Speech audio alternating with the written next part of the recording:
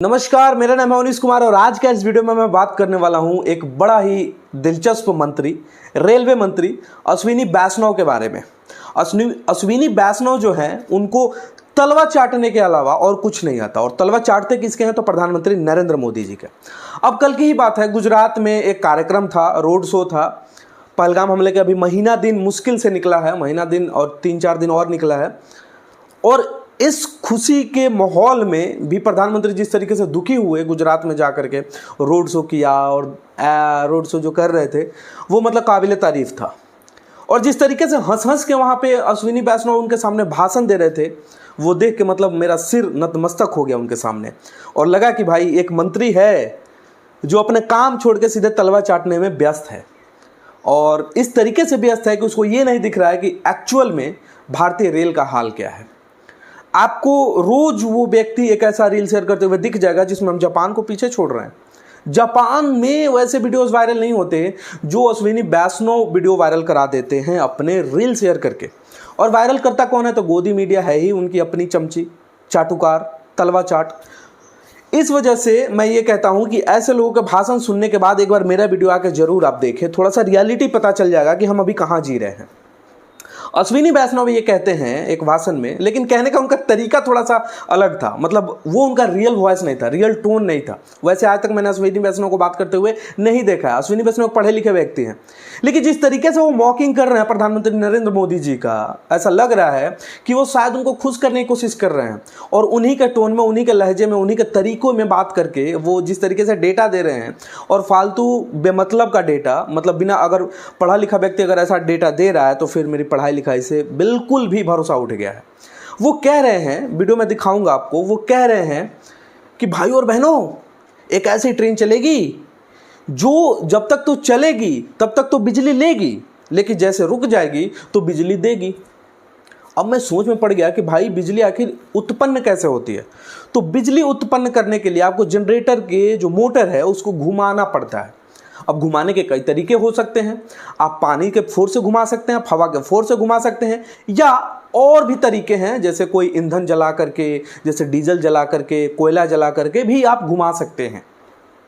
पहले के ज़माने में जो लोकोमोटिव्स चलते थे वो डीजल, कोयला से चलता था। उसके बाद इलेक्ट्रिसिटी आया तो इलेक्ट्रिसिटी उत्पन्न कहीं और होता है, वायर के माध्यम से वो ट्रेन में आता है और ट्रेन चलता है। लेकिन ये कह रहे हैं कि जैसे ही वो लोकोमोटिव रुक जाएगा, जैसे वो इंजन रुक जाएगा, तो वो बिजली लेगा नहीं बल्कि बिजली देगा। तो रुक जाएगा तो उसका जो जनरेटर का मोटर है वो घूमेगा कैसे, क्वेश्चन यहाँ पे उठता है। तो मेरे को लगा कि हो सकता है कि उसमें कोई डीजल इंजन लगा हो, डीजल जला करके मोटर चलाए और फिर बिजली दे। फिर अगर ऐसा भी होगा तो फिर इस चीज़ का मतलब ही क्या है। मतलब एक तरफ आपके सामने बिजली है, आप ले नहीं रहे हो, बिजली देने के चक्कर में आप 100 लीटर डीजल भरे, उसको ऑन किया और मोटर चलाया, और मोटर चला करके वो जनरेट करके फिर उसको बिजली दिया। इसका कुछ मतलब नहीं बनता है।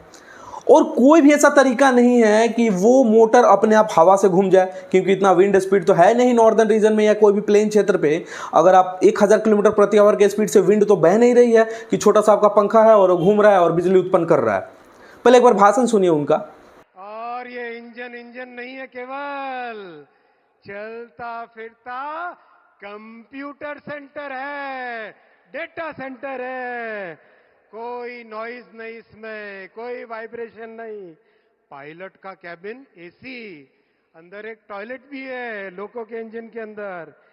और एक बहुत इंटरेस्टिंग बात बताऊं, जब गाड़ी चलती है तब तो ऊपर तार से बिजली लेती है, जब ब्रेक लगता है तब ये इंजन जनरेटर बन जाता है और ऊपर तार को वापस बिजली देता है। ये है आधुनिक तकनीक का कमाल, ये है हमारे पंत प्रधान जी का बड़ा विजन देश के लिए। भाषण सुनने के बाद ये क्लियर हो गया है कि जिस तरीके से वो अश्विनी वैष्णव बात कर रहे हैं वो सोचने वाली बात है कि एक पढ़ा लिखा व्यक्ति, ऐसा कहा जाता है कि आईआईटीएन है, और आईआईटीएन व्यक्ति अगर ऐसा बात कर रहा है, इस तरीके से बात कर रहा है, वो कर कुछ नहीं रहे हैं, बस नरेंद्र मोदी जी का मॉकिंग कर रहे हैं, उनका नकल उतार रहे हैं। और नकल उतारते उतारते कैसे उनकी अकल भी उतार दी उन्होंने अपने अंदर। मतलब ये काबिले तारीफ है यार, ऐसा कोई इंजीनियर ही कर सकता है कि मतलब नकल उतारते उतारते उनकी अकल को भी उतार दिया। जिस तरीके से प्रधानमंत्री मोदी जी नाली के गैस से गुब्बारा फुलाने की जगह क्या करते हैं, वो चाय बना लेते हैं। जिस तरीके से वो बादलों के बीच से रडार को भ्रमित कर देते हैं, तो ऐसे व्यक्ति का नकल उतारते समय उनकी अकल भी अगर आपके अंदर आ जाए तो फिर आप परम चाटुकार बन जाते हैं। तो ये वीडियो देखने के बाद आपको कैसा लगा, और ऐसे मंत्री आपके मतलब द्वारा चुने हुए हैं, तो ये भी सोचने वाली बात है। सैल्यूट है ऐसे मंत्री को, सैल्यूट है इस मंत्रालय को, सैल्यूट है इस सरकार को, जो ऐसे ऐसे भ्रामक दावे कर करके तालियां बटोरती हैं, और वहाँ पे जो सामने बैठे हुए हैं उन लोगों भी क्वेश्चन करने का कोई हक नहीं होता, क्योंकि वो मोनोलॉग करके चले जाते हैं। डायलॉग तो होता ही नहीं। आज तक प्रेस कॉन्फ्रेंस किया नहीं सरकार ने। मिलते हैं अगले वीडियो में, तब तक ले इजाजत।